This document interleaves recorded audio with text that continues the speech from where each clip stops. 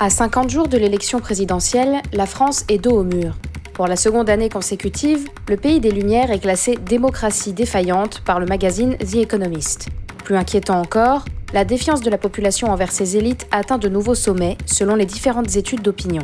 Les fractures françaises sont-elles vouées à se creuser ou le sursaut est-il encore possible ? Pour l'essayiste David Jaiz, seules des politiques publiques ambitieuses permettront de refonder un patriotisme républicain plus que jamais égaré.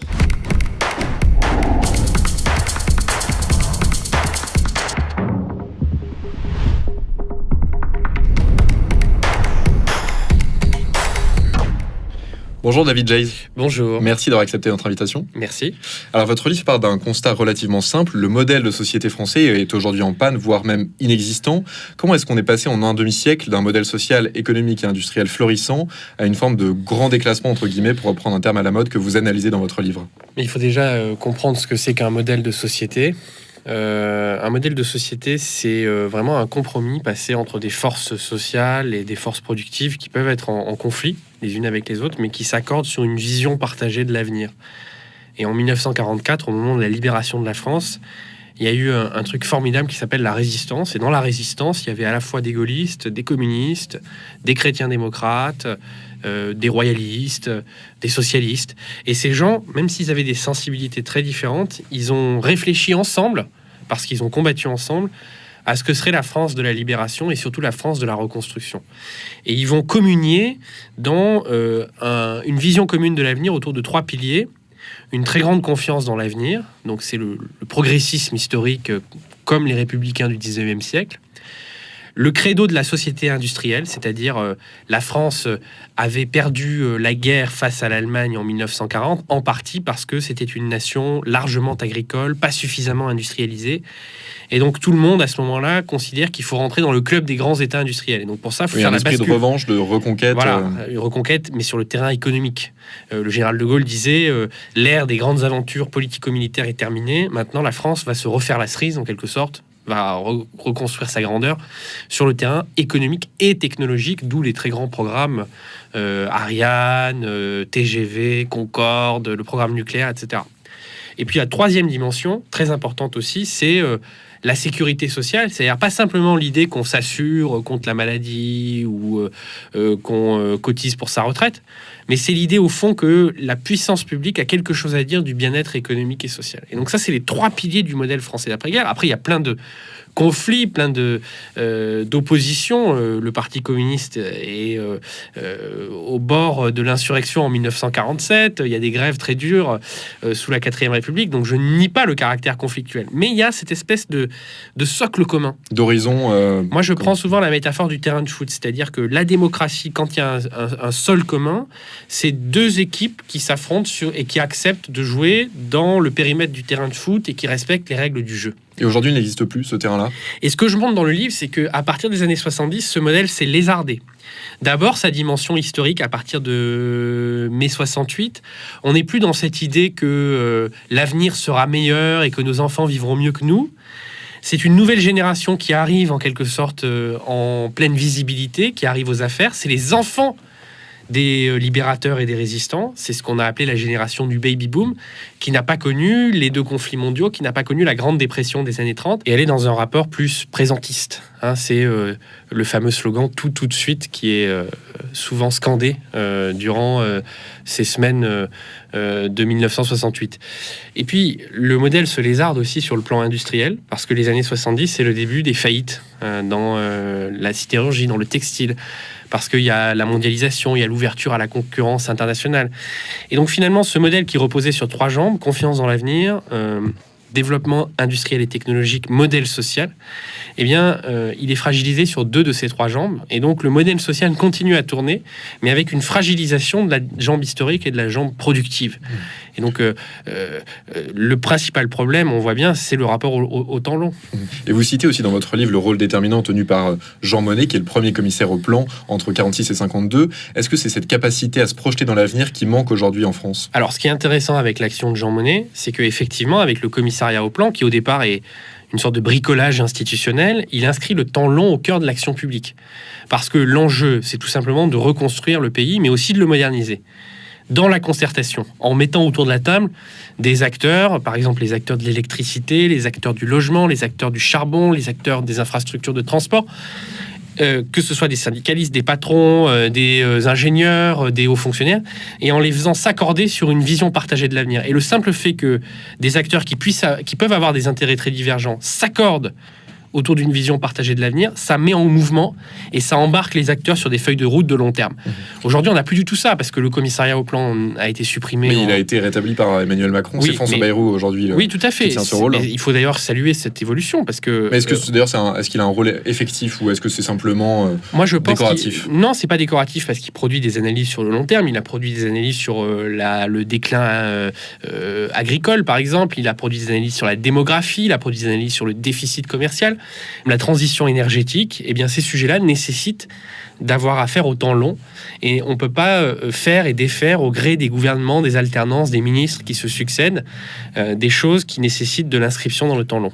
Et je pense que tout l'enjeu pour la France, mais pour les démocraties en général, c'est de montrer qu'elles ont cette capacité à piloter ces transitions sur le temps long. Parce qu'aujourd'hui, il y a une sorte de course de vitesse avec les régimes autoritaires. La Chine, par exemple, fait des plans sur la comète à horizon 2049.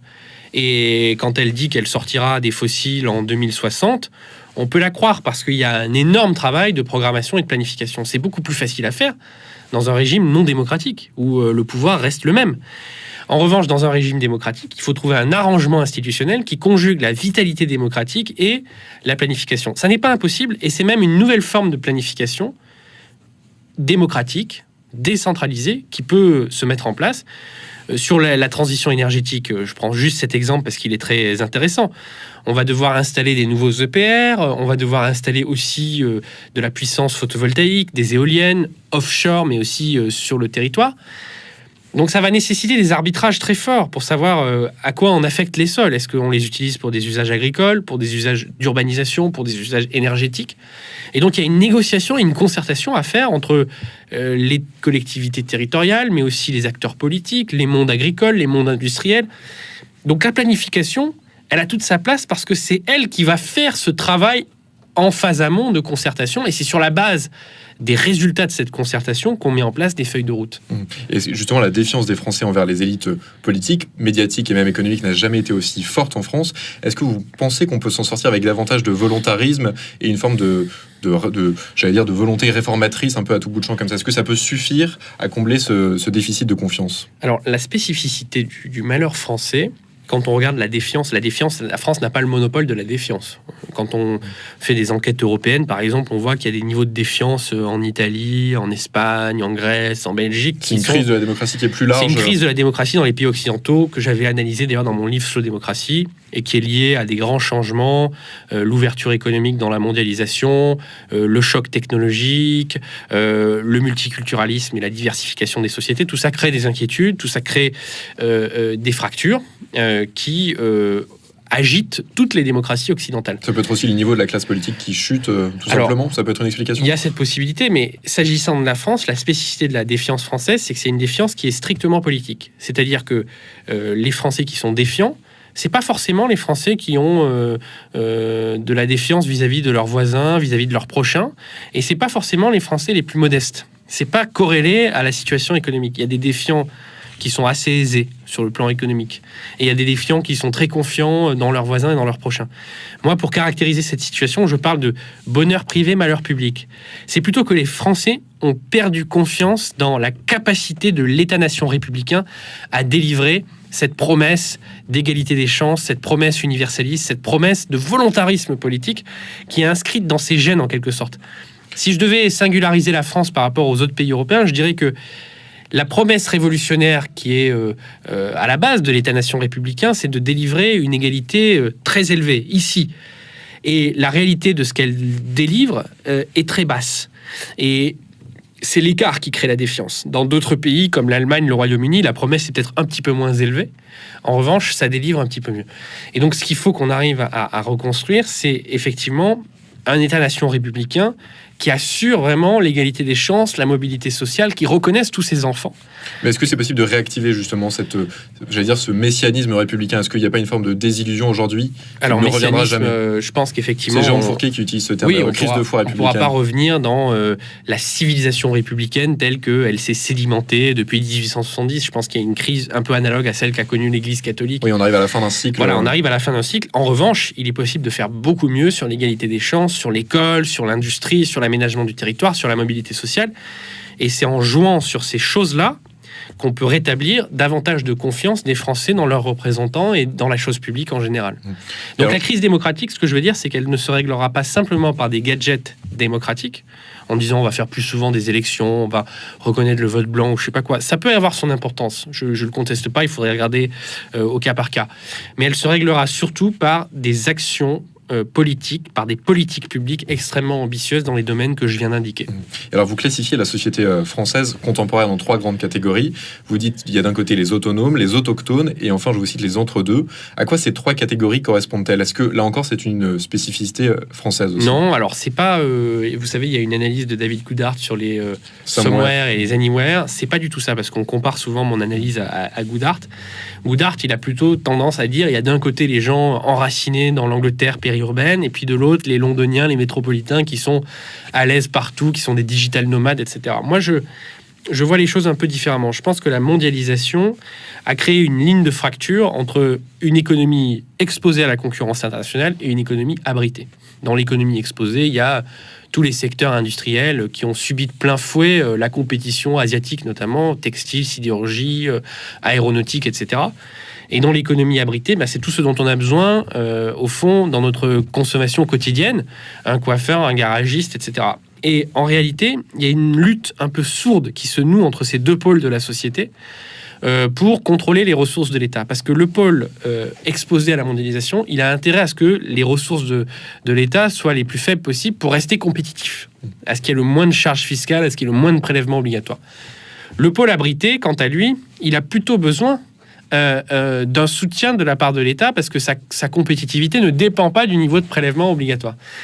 Et ce qui était intéressant, c'est que avec les Gilets jaunes, par exemple, on a vu qu'il y avait une volonté de contrôler l'État républicain de la part d'une classe abritée au sens où on avait beaucoup d'aides-soignantes, beaucoup de chauffeurs-livreurs, beaucoup d'artisans, beaucoup d'indépendants qui appartiennent à un secteur non exposé à la concurrence internationale, mais qui sont extrêmement fragilisés et précarisés par les évolutions de l'État républicain ces dernières années.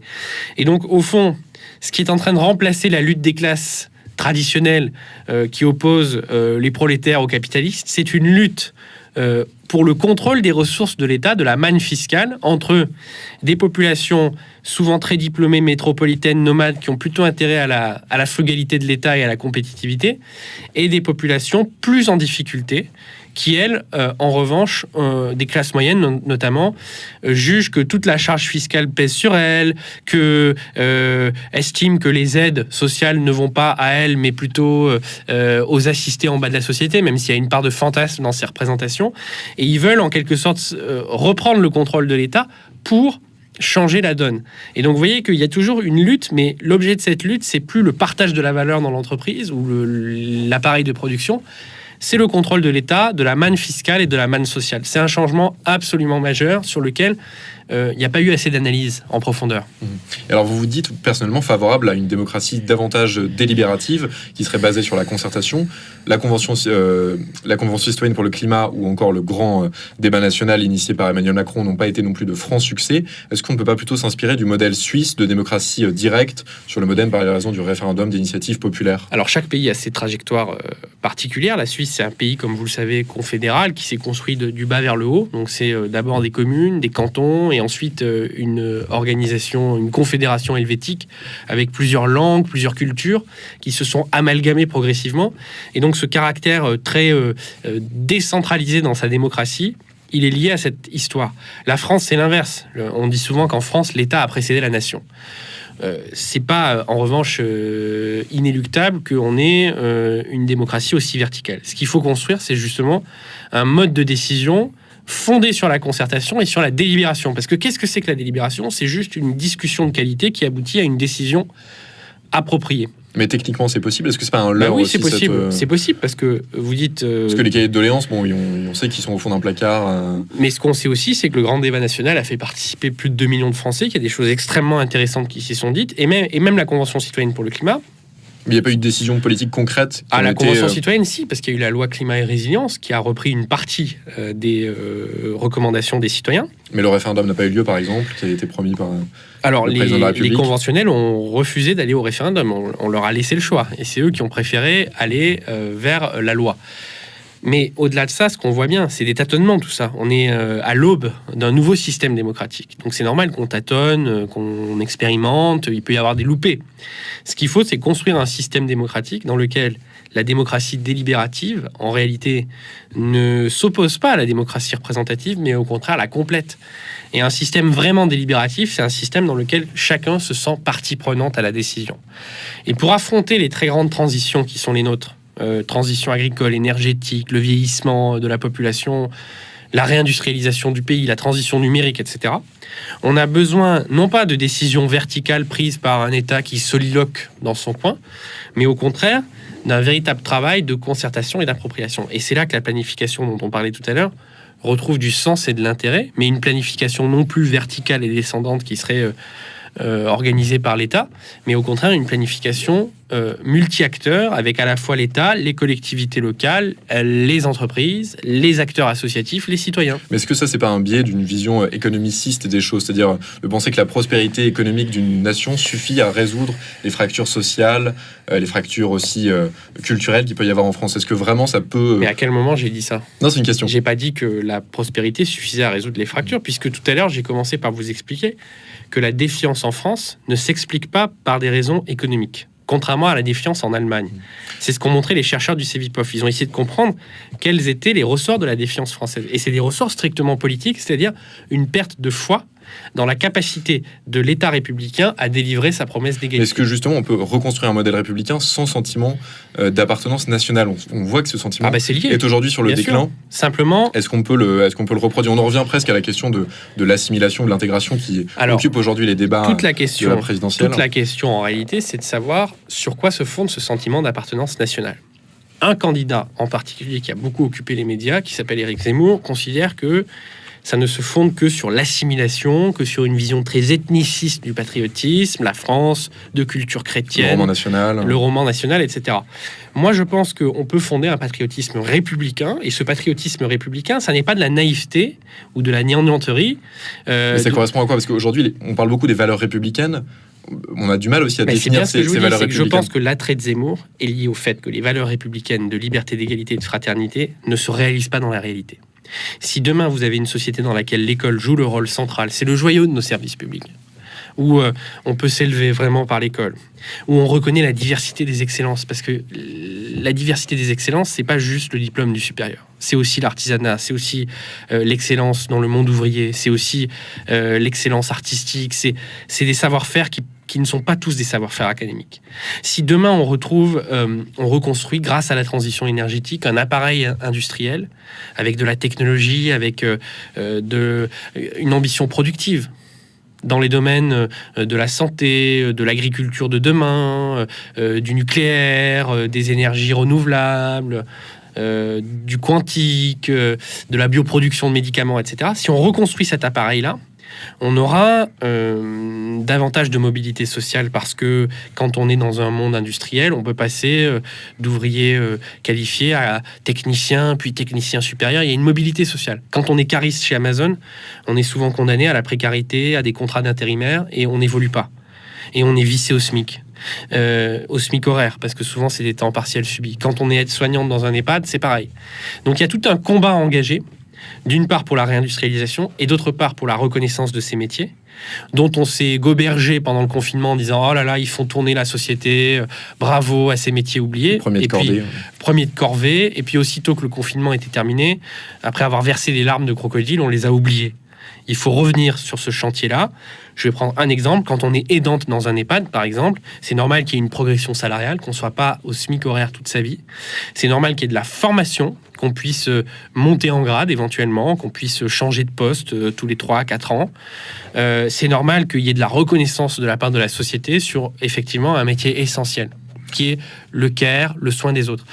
Donc si, j'en reviens à votre question, si demain on arrive à reconstruire une école performante, si demain on arrive à reconstruire une industrie performante, si demain on arrive à mener la bataille des bas salaires, je vous assure que le zémourisme se dégonflera comme un ballon de baudruche. Oui, mais vous venez dire qu'il prospère sur une forme de vide. Est-ce que justement les enjeux aujourd'hui les plus importants aux yeux des Français, ce ne sont pas les enjeux qui sont plutôt liés à la sécurité, à l'immigration, à la délinquance? Ils sont, je vous dis ça parce que dans les dernières études d'opinion, ils sont devant, par exemple, les sujets liés à l'environnement. Ça dépend des études, mais moi je ne suis pas du tout dans la poussière sous le tapis. Je pense que ça fait partie des sujets. J'ai commencé tout à l'heure par vous dire que la grande inquiétude des sociétés occidentales, elle est liée à l'économie quand même, parce qu'il y a une stagnation salariale, il y a des classes moyennes qui décrochent, et en même temps, il y a des super patrimoines qui explosent. Mais elle est liée aussi à la diversification culturelle et ethnique de ces sociétés. D'accord ? Donc il faut qu'on arrive à trouver le moyen de reconstruire du patriotisme républicain. Et retrouver une forme de souveraineté aussi ? Oui, mais ça passe par la souveraineté, mais reconstruire du patriotisme républicain par-delà la diversité, désormais irréductible, ethnique, religieuse de nos sociétés. Monsieur Zemmour, il pense qu'on va y arriver soit en renvoyant les gens chez eux, soit en les convertissant de force par une espèce de rituel d'assimilation. En réalité, c'est complètement illusoire. Ça va provoquer un surcroît de tension, d'opposition, de violence dans le pays. Et ça va finir comme Trump aux États-Unis, qui est arrivé au pouvoir avec le même programme et qui lâche les États-Unis 4 ans après dans un état de crispation, de fracturation encore plus élevée, de polarisation encore plus élevée que l'État qui lui avait précisément permis de venir au pouvoir. Vous pensez qu'Éric Zemmour se trompe quand il dit que la France peut disparaître ?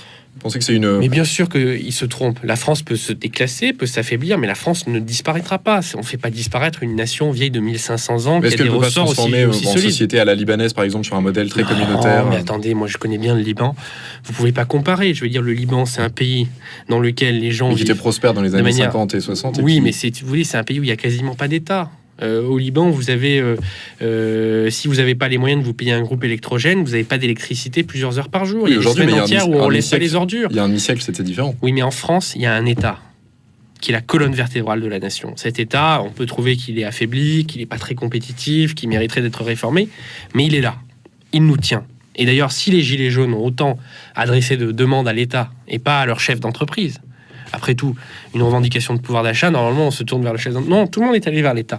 C'est qu'au fond, cette exigence d'État, elle est là. Et c'est ça qui nous fait tenir ensemble. C'est ça qui nous unit. Maintenant, il faut lui redonner un contenu positif. Moi, ce qui m'intéresse, c'est de trouver des solutions et de frayer un chemin politique sur l'éducation, sur la santé, sur l'industrie, sur l'aménagement du territoire. C'est que chacun puisse à nouveau trouver sa voie dans ce pays. Parce que sinon, effectivement, il y a des gens qui vont nous jouer de la flûte, nous raconter des histoires. Ça peut avoir un côté séduisant parce que, si vous voulez, Zemmour, il a des solutions simplistes pour tous les problèmes. Vous voyez, la ruralité, il y a une forme de désertification. Hop, 10 000 euros pour tout enfant qui naît dans la ruralité. Directement inspiré de Viktor Orban. L'école, ça marche plus très bien. Hop, le retour de la blouse et de l'uniforme. Mais en réalité, c'est pas en revenant en 1954 qu'on va construire la France de 2022 et de 2030 et de 2050. Il faut retrouver justement l'état d'esprit des Français de 1954, des Français dont je parle dans mon livre, de Jean Monnet, du général de Gaulle, de Pierre Mendès France. Ces Français-là, ils n'étaient pas tournés vers la France de 1924 en disant « Ah, comment est-ce qu'on peut revenir à la France de 1924 ?» Ils étaient tournés vers la France de 1984 en disant « On va se retrousser les manches et on va construire ensemble cette nouvelle France. » C'est ce qu'on doit faire aujourd'hui. Et si on doit s'inspirer d'eux, c'est pas pour revenir à des chimères, c'est au contraire pour être résolument tourné vers l'avenir. Et vous êtes confiant dans la capacité des Français à le faire ? Toujours confiant. Merci beaucoup, David Jace, merci d'avoir de votre répondu à la question. Je rappelle votre livre, Le Nouveau Modèle Français, paru aux éditions Alary. Quant à vous, merci de nous avoir suivis. N'hésitez pas à commenter, partager et vous abonner. Merci beaucoup, David Jace. Merci.